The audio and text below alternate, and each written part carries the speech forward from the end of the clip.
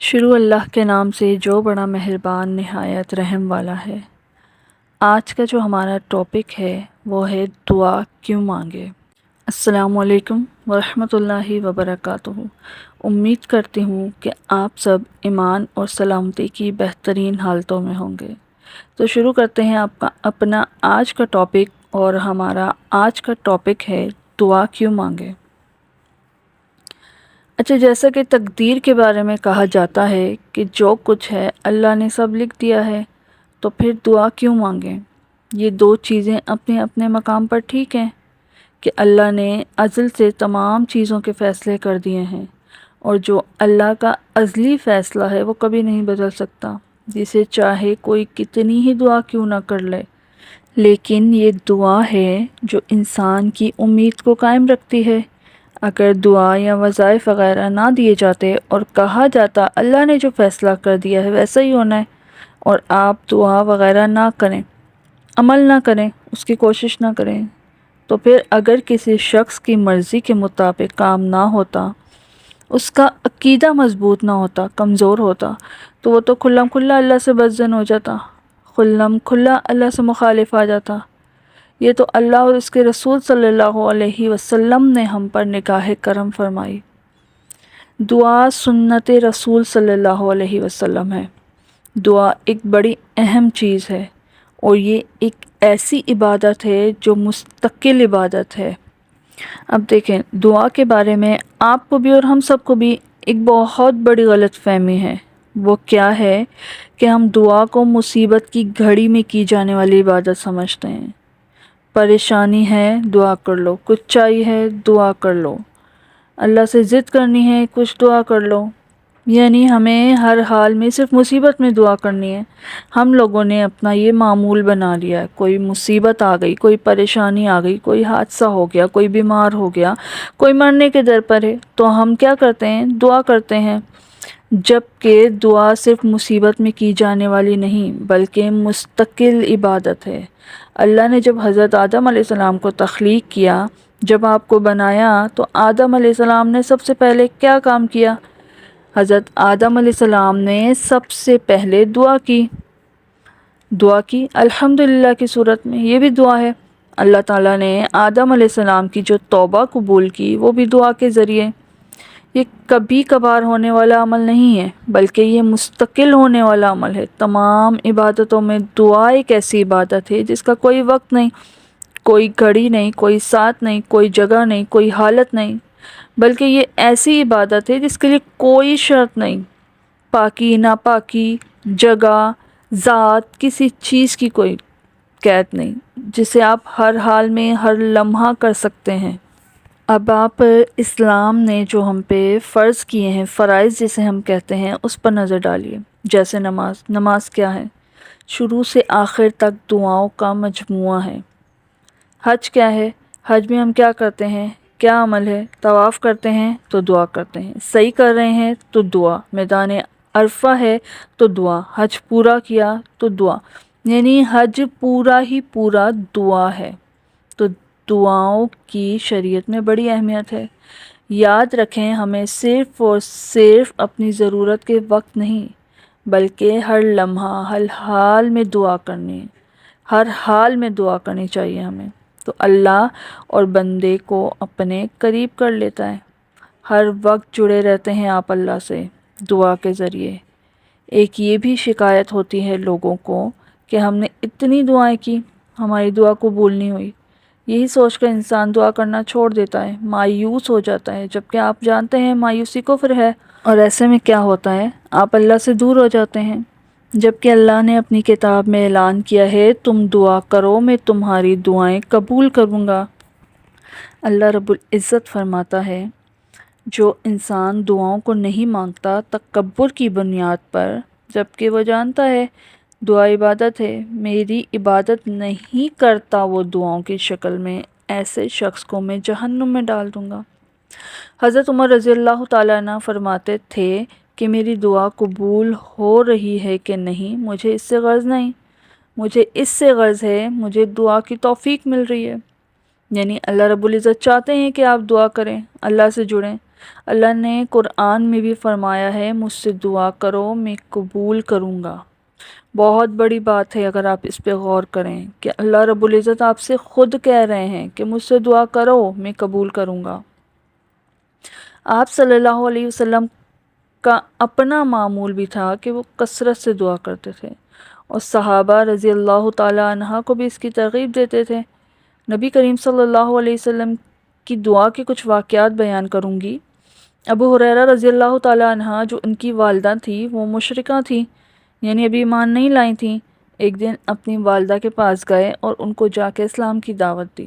جب اسلام کی دعوت دی تو ان کی والدہ نے اسلام کے بارے میں کچھ ایسے کلمات کہے کہ وہ ان کو ناپسند آئے۔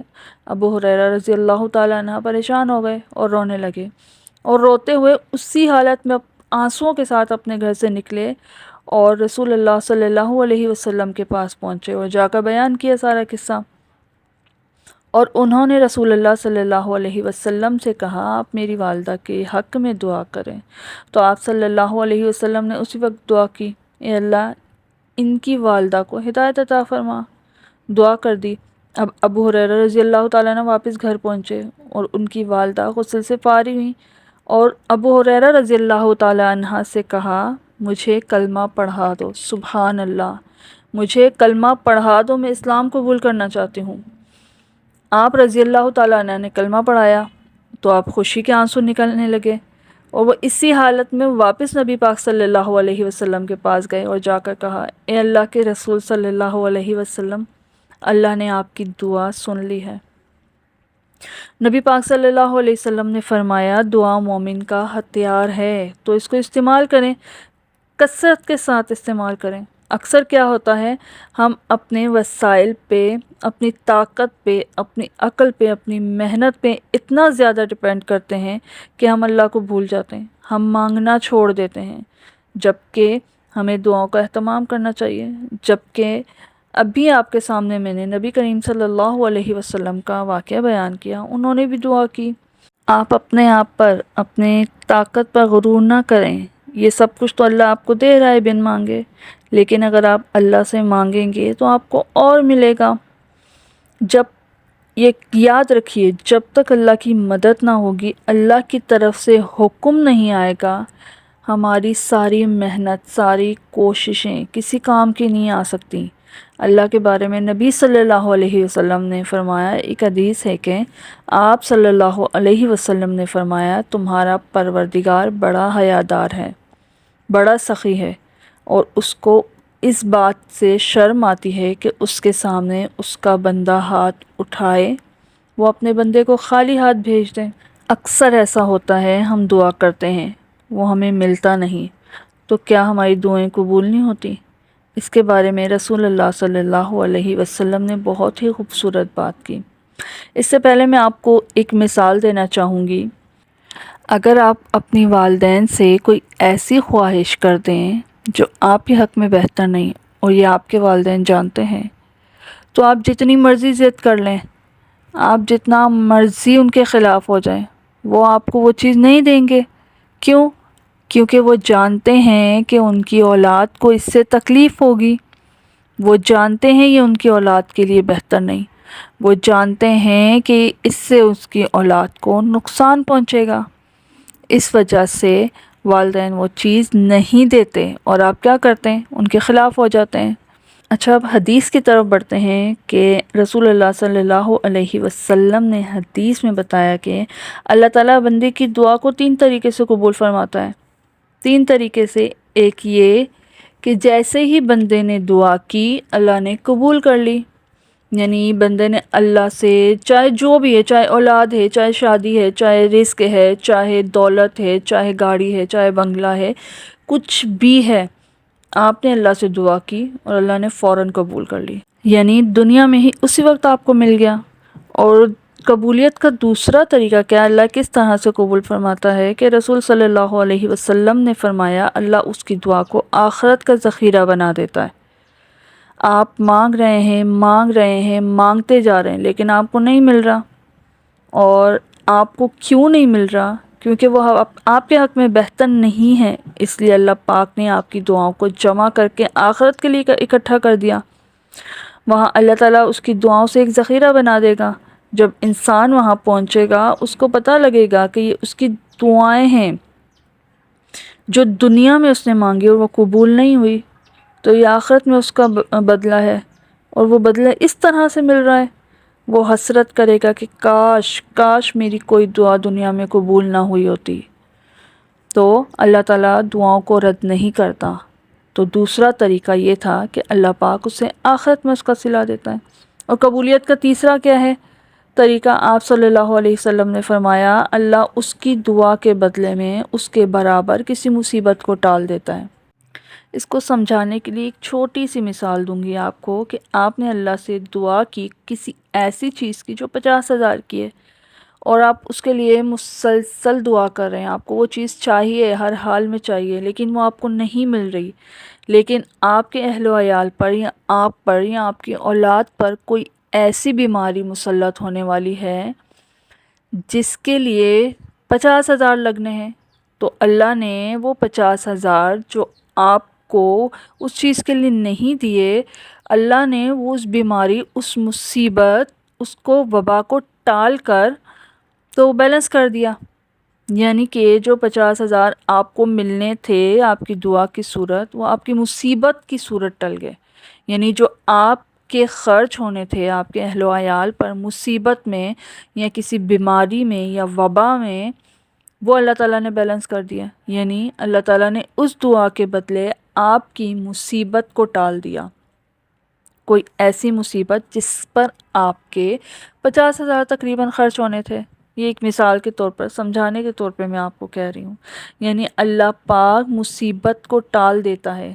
تیسرا طریقہ یہ ہے دعا کی قبولیت کا۔ یعنی اب آپ دیکھیں تینوں حالوں میں ہمارا فائدہ ہے۔ یعنی اگر دنیا میں مل گیا تب بھی ہمارا فائدہ، آخرت کے اٹھا دیا گیا تب بھی ہمارا فائدہ، اگر مصیبت کو ٹال دیا گیا تب بھی ہمارا فائدہ۔ اس کا مطلب کیا ہے؟ ہمیں ہر حال میں دعا مانگنا ہے، ملے نہ ملے مسلسل مانگنا ہے۔ کوئی دعا رد نہیں ہوگی آپ کی، کوئی وقت آپ کا ضائع نہیں ہوگا۔ اللہ کے قریب ہوتے جائیں گے، اللہ سے مانگیں، اللہ کی ذات سے مانگیں۔ آپ نے کبھی کسی سے نہیں مانگنا، کسی کے آگے ہاتھ نہیں پھیلانا، یہاں تک کہ نبی صلی اللہ علیہ وسلم نے فرمایا جوتے کا تسمہ ٹوٹ جائے وہ بھی اللہ سے مانگے۔ دعا تقدیر کو بدل دیتی ہے۔ اپنی تقدیر کو بدلیں دونوں جہانوں کے لیے۔ اگر کچھ نہیں مل رہا تو صبر کریں اور آخرت میں اس کا صلہ پا لیں گے۔ جو نہیں مل رہا وہ آپ کے حق میں بہتر ہے، اس لیے وہ آپ کو نہیں مل رہا، کیونکہ اللہ اپنے بندے سے 70 ماؤں سے زیادہ پیار کرتا ہے۔ تو اللہ کیسے اپنے بندے کو کوئی ایسی چیز دے دے جس میں اس کا نقصان ہو؟ تو آپ نے ہر حال میں مانگنا ہے، اللہ سے مانگنا ہے، اللہ کے سوا کسی سے نہیں مانگنا۔ دن رات ہر وقت، جب آپ کو وقت ملے نہ ملے، ہاتھ اٹھا سکیں نہ اٹھا سکیں، بس آپ نے مسلسل اللہ کی ذات سے مانگنا ہے۔ اس کے سوا کبھی کسی کے آگے ہاتھ نہیں پھیلانے، اس کے سوا کبھی کسی سے امید نہیں رکھنی، اس کے علاوہ کبھی کسی سے نہیں مانگنا۔ تو آپ دیکھیں گے کہ آپ کے دونوں جہان کیسے کامیابی کی طرف جائیں گے۔ دونوں جہانوں وہ سب کچھ ملے گا جو آپ مانگ رہے ہیں۔ اس دنیا میں نہ صحیح، اس دنیا میں ضرور ملے گا۔ یعنی آپ کی کوئی دعا رد نہیں ہوگی، آپ کی کوئی دعا بیکار نہیں جائے گی۔ ہمیں اللہ سے مانگنے میں شرم محسوس نہیں کرنی چاہیے، کیونکہ اللہ خوش ہوتا ہے کہ اس کا بندہ اس سے مانگ رہا ہے، چاہے وہ ایک تسمے کے برابر ہی کیوں نہ ہو۔ تو آپ مانگیں، یقین جانیں آپ کی کوئی دعا رد نہیں ہوگی، آپ کبھی مایوس نہیں ہوں گے، آپ کو کبھی خالی نہیں لوٹنا پڑے گا۔ اسی لیے صرف اللہ سے مانگے، صرف اللہ کی ذات سے مانگے، بے شک ہر چیز پہ وہی قادر ہے۔